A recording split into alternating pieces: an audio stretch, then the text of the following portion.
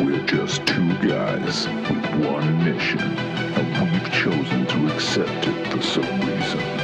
It's time to tell them what we mean, what we say.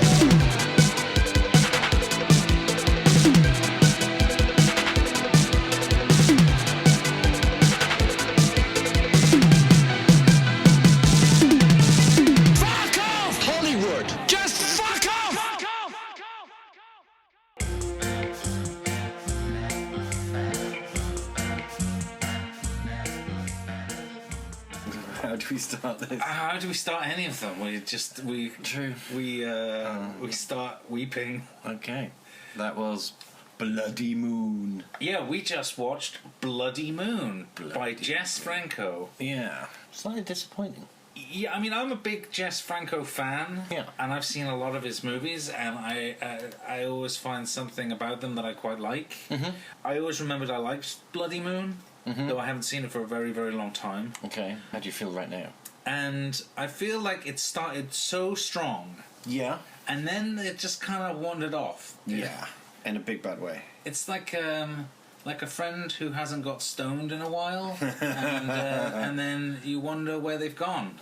Yeah. Because they just kind of... They just went to get some fresh air. They just went to get some fresh air, and that was the last we saw of them. Yeah. It's a film. It's a like pretty by the numbers slasher movie. Yeah. Like European style slasher movie. Yeah.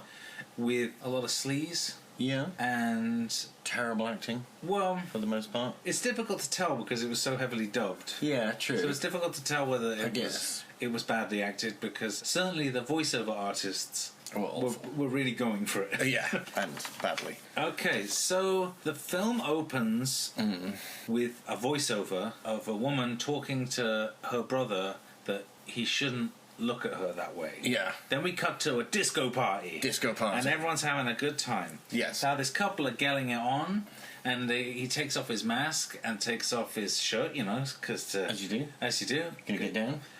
But then the mask and shirt gets stolen. Mm-hmm. Then someone wearing the mask and shirt tricks a girl into going back to her room. Yep. And as they're getting it on, she realizes that it's not who she thought it was, rips the mask, realizes it's this disfigured guy. Yeah. And then he goes mental and then stabs her with a pair of scissors. Yes. And that's the opening... yeah, and then... Opening titles. Opening titles. We cut to 5 years later, was it 5 years? I believe it was 5 years later. 5 years later, his sister, who introduced in the very first shot, goes to collect him from the mental asylum. I'm assuming it's a mental asylum. Psychiatric clinic, yes. Clinic psychiatric. And the doctor, played by Jess Franco. Oh, is that right? Yeah, who I love Jess Franco, but I don't believe he's a doctor. No. I would believe that maybe he would pose as a gynecologist. By his own game. No, well, not in a sleazy way, but I imagine that him and his wife, Lena Romay, may they both rest in peace. I imagine that they played gynecologist once or twice. Yes, I imagine so. Anyway, yeah, she goes to collect him, and then we're introduced to the school, the language school. Yes, was it... What was the full title of it? I can't remember. Right, it's like language holiday camp... School, youth club, university, language, holiday club, school, something, adventure camp, youth club, language camp, or something like that. Yeah, boarding school. It was a boarding school, yeah. And it's an all-girls school. Yeah, it would appear so. It's an all-girls school, and this boarding school, they all live in bungalows. Yeah, and honestly, their bungalows are like nicer places than I've ever lived. Yeah, me too. And I was a little bit like, maybe I should have studied languages. Yeah, maybe I should have that. Huh? Maybe I should have tried a little bit harder when I was... maybe I should have tried a bit harder when I was in school. Then we're introduced to Consuela. Now, Consuela is an old lady in a wheelchair. Yes. And she has a lot of money. She doesn't trust the sister. Is she Consuela or is she Countessa? She was Consuela? I thought she was Contessa. Contessa Consuela? No. Potato. Yeah, Contessa Consuela is in a wheelchair, and she doesn't like the sister, whose name is Manuela. Yeah. Because she thinks that Manuela is just trying to get her money. Yes. She's waiting around until Contessa Consuela's died. And then she gets the whole shebang. Now, in the middle of the night, Contessa Consuela is visited by someone who isn't shown with a flaming torch. And Yes. It's implied that she's burned alive. Yeah. But I don't really know. This comes back later. Yeah. But I think I'll go into why I thought this was confusing. Okay, go on. When we get to that bit. Oh, okay. Now, turns out the leader of the school is this handsome guy, and all the girls love him. All the girls, they give him the googly eyes. Yes. They go, oh, isn't he a handsome guy? Yes, him and the gardener. Yeah, him and the gardener, and who's also the tennis coach. Yeah, and lover. And he has sex with everyone as well. Apparently He's so. like... Because as this movie repeatedly points out, the best way to learn a foreign language is in bed. Yes. Though I've lived in many foreign countries, and I don't think that's true. No, I don't think that's true at all. You can learn a foreign tongue, perhaps, but not a foreign language. Yes. Thank you. Thank you very much. Both literally... I'm done. Okay, bye. Bye. Anyway, this new girl comes to school, and Miguel, the disfigured boy, is obsessed with her and starts stalking her. Then we're introduced to Antonio, who basically has sex with everyone, and he teaches tennis and he's the gardener. Yes. Then we're introduced to the incest plot between Manuela and Miguel. Yes. Which is very odd and very creepy. It's really creepy. Really fucking creepy. Then there's a disco party where More the disco song party. Recommends that you shake a baby. Yeah. And we have to say now, definitely don't shake a baby. Never shake your baby. Never shake your baby. Never. It's a terrible idea. Even if someone tells you to do it through song. Yeah, you're not Louise Woodward. Do not shake a baby. God. How do you remember her name? Yeah, she was hot. Dark. Yeah. Dark. No, what are you gonna do? Okay. Then Angela's the new girl. Angela's the new girl. Angela, the new girl. Yeah. Antonio walks her back to her room, but they don't fool around. Yeah. Is she the only dark-haired girl apart from the sister? Everybody else is blonde, right? Did Angela have dark hair? Yeah, I'm pretty sure she did. We literally just watched it and I don't remember. Yeah, right. Because she reminded me of the final girl from Friday the 13th Part 3 a bit. She's just in the barn.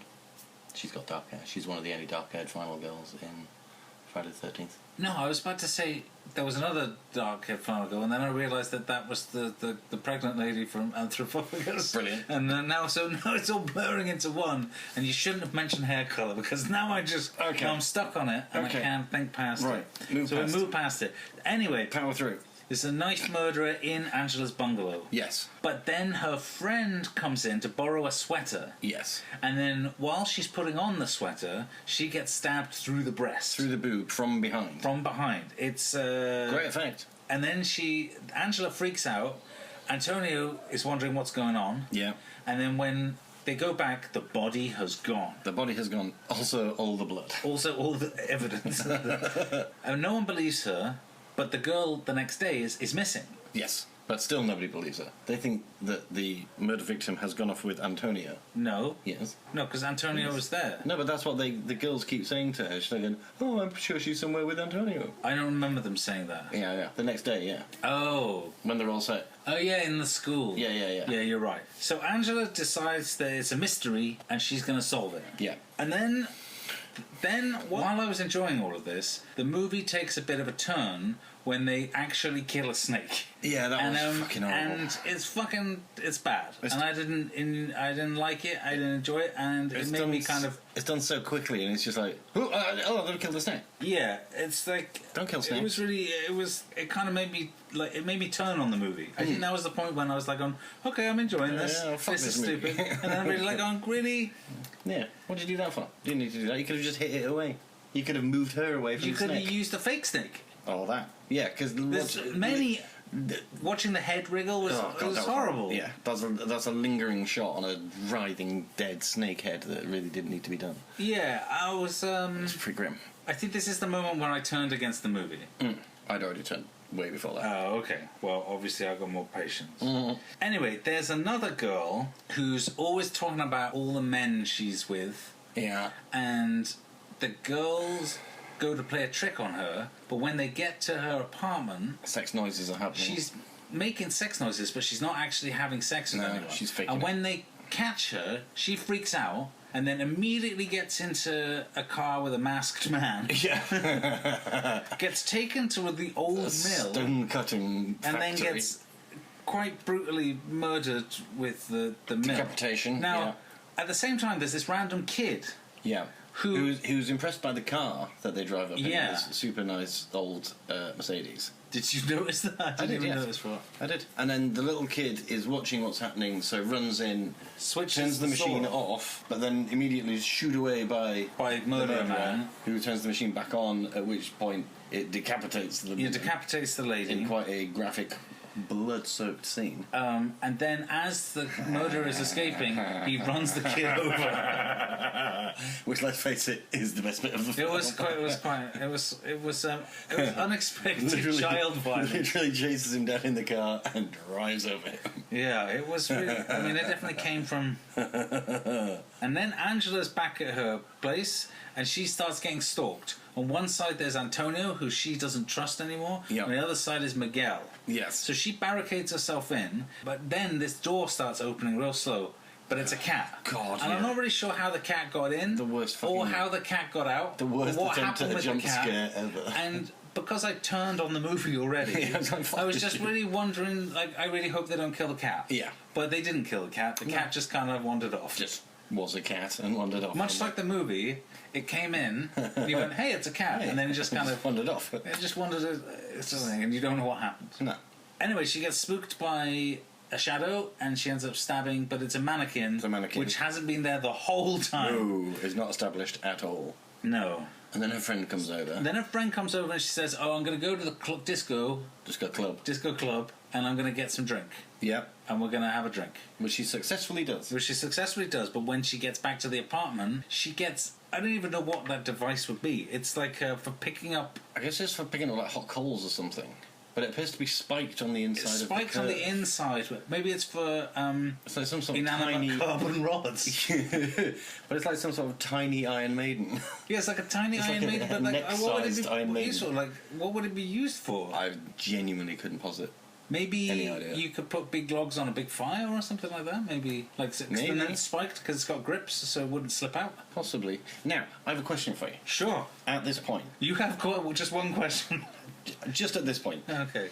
So she gets smashed in by this weird torture device. Yes. And then hung up. Yes. Angela, I want to say, then runs away. Yes. Has 3 bodies at that point. Yeah, Angela discovers 2 bodies in the house. The severed head of the girl who was at the mill. Yeah. The breast stab lady from early on. Yeah. And she runs out and then finds the hanged neck friend. Yeah. Now the next shot you see is of the are we going with slow assistant? Yeah. He's like the well, he's the Yarp guy from Hot Fuzz.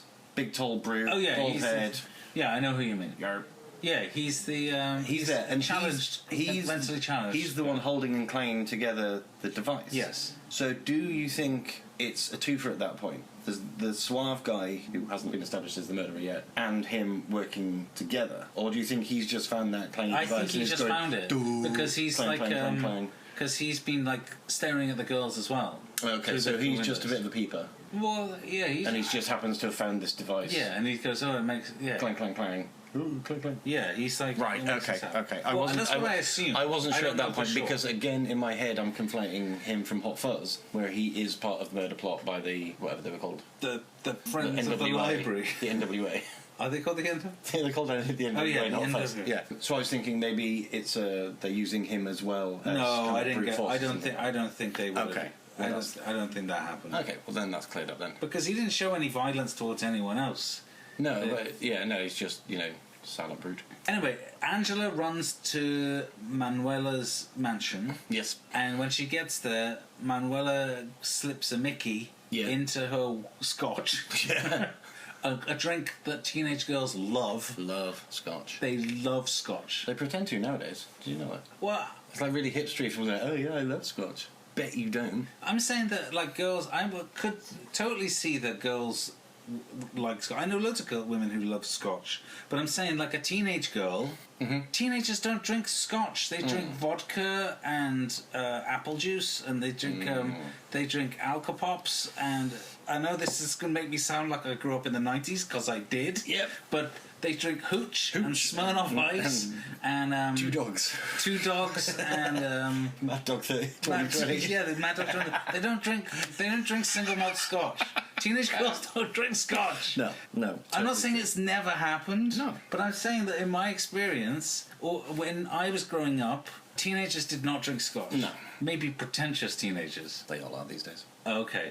Anyway, after Angela is drugged, it turns out Yeah. Manuela and the teacher from the school are in cahoots to frame Miguel for all the murders so that they can get the money. Yeah, because he's the actual heir. If Princess Consuela dies, he's the actual heir, but if they frame him for murder, get him sent back to prison, it would all go to Manuela. Yes. But then... And then Manuela double-crosses teacher by saying, you've already been paid because you had sex with me, and he disagrees with this. Yes, he does. At which point, Miguel, thinking that Manuela is in her bedroom, sneaks in, attacks Angela, and Angela stabs Miguel through the neck. Yes, because... with a thing. Because Manuela has now admitted openly that she's framing Miguel, and he heard that. Yes, and he heard it. So he decides, right, enough of you then. So goes to kill her, but actually gets Angela, and then Angela stabs him through the neck with some sort of pointy device. Yeah, with a pointy device. Angela runs downstairs, sees teacher strangling Manuela, escapes into another room, and that's where we find that this was the most confusing part of the movie. This is like the psycho part when she goes into the cellar, and she goes, oh, help me. And it turns out that Contessa Consuela is burned up and dead. Yes, now still in the wheelchair. The thing is, I know she was burnt up because I saw it. Yes. Why? This is not a surprise. Right. This is not a big reveal. No. I know she's burnt up. Right, but you're wondering why is it treated as a big reveal? Well, no, why is it like... Well, yeah, I mean, that is I assumed it was because just for a psycho type. I think they're thinking... That I forgot?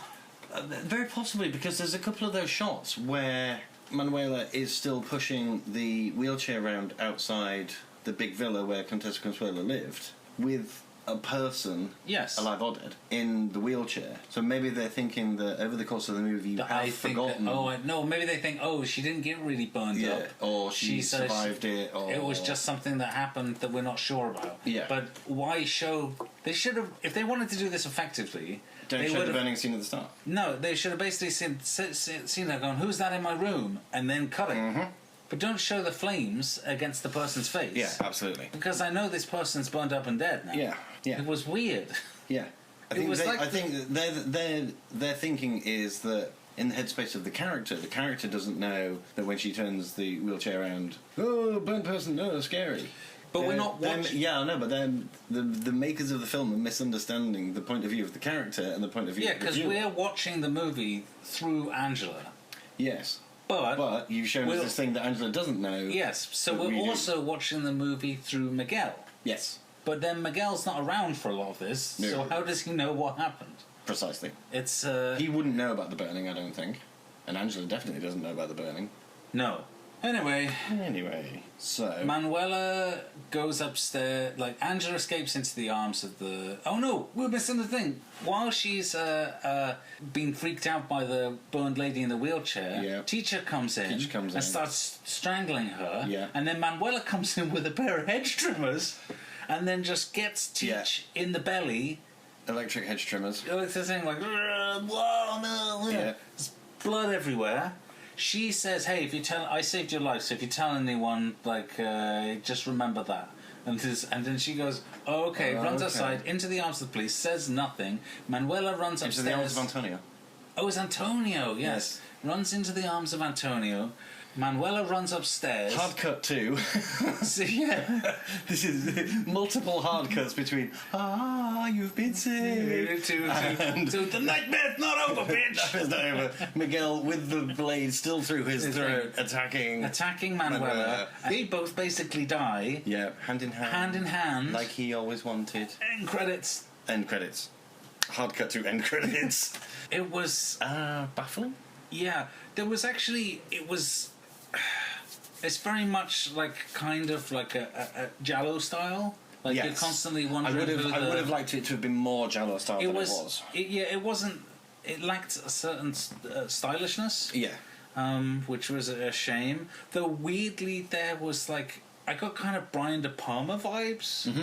Mm-hmm. Like especially with the use of music and like repetitive themes and the big vista shots of like the villas and stuff like that. Yeah, like I was really getting kind of Scarface. But it's kind of weird to think of James Franco and Brian De Palma in the same. Yeah, it is in the same headspace because Brian De Palma is like very very gifted. Yeah, but then James Franco is just like loves making movies. That was his deal.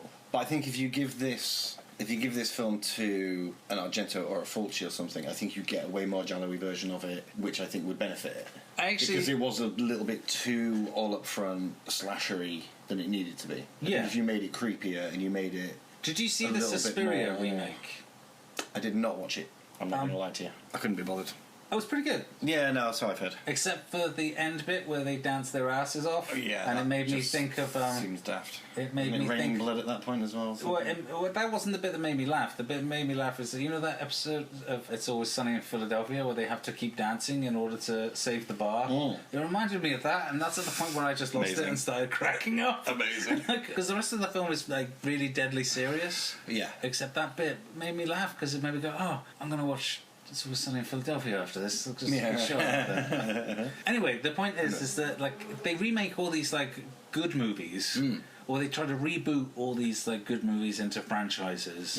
But actually, this is like the kind of movie that would, I think, if you got like really skilled director, and you got all these sleazy elements of like you got an incest plot, you got a money plot, and you got a murder plot. I think with some skilled people.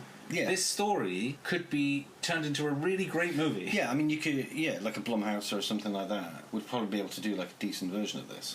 Yeah, if you got someone who knew, someone who like had a bit of like has some style, like the people who did Amer or The Strange Color of Your Body's Tears, like those. I think they're Belgian. Are you making those up? No, I'm not making those up. They're real movies.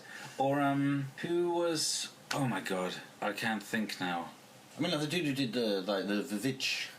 Like creating atmosphere and tone and stuff like that, and tension and stuff like that. I think that's too classy. But the guy who did The Killing of a Sacred Deer and The Favourite, right? I think he could do a lot with this story because, like, he messes with those sleazy elements. Or even someone like Panos Cosmatos who did Mandy, right? And Beyond the Black Rainbow. Like, I really feel like.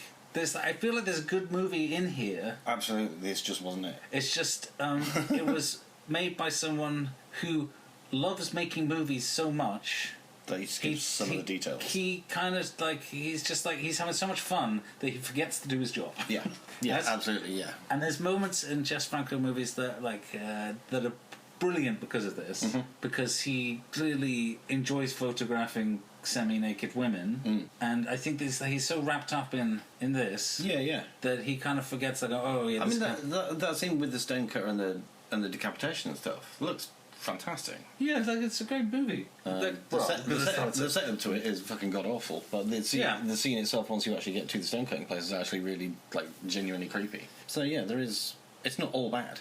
No, it's just also not very good. Yeah, it's really one of those things that if Hollywood is going to remake something, this is the kind of thing they should be remaking.